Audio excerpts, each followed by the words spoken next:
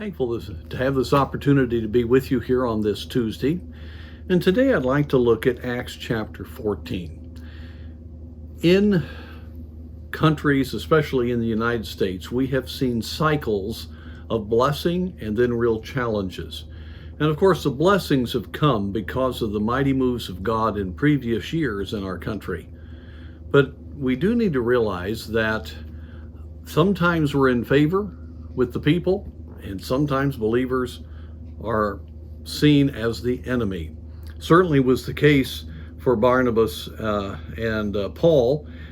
They came to Lycaonia, and after they had the healing of the lame man, the priest of Jupiter came and brought sacrifices, and everybody was claiming that these men were gods. They were claiming that Barnabas was Jupiter and Paul was Mercury.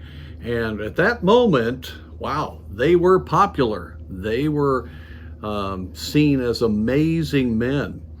And if Paul and Barnabas had fallen into the trap of thinking this was a tool to impress the people, they would have lost the message of the fact there's only one God, and through him is the only way of salvation.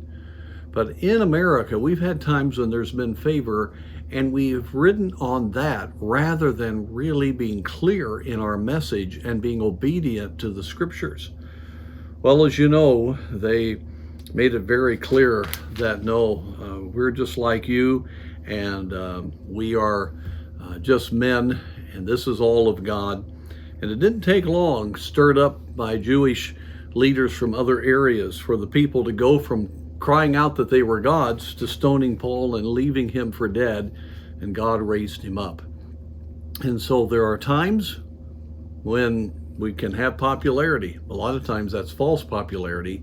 There are other times when the message of the gospel cuts through and exposes the lifestyle. Right now we have a moral revolution that is bringing in the most debased of lifestyles, and we are being pressed to accept people that way. We certainly should love everyone, but we cannot be unbiblical. And so as we preach the gospel, as we're true to biblical convictions and truth, there is going to be a pushback. So remember, it happened with Paul, it happened with Barnabas, it'll happen with us. In and out of popular thinking. But that's not what we're looking for. We are looking for God to work mightily. And so I trust you'll be encouraged with the fact this is one of those days in which we need to take a strong stand, and God will use it for good.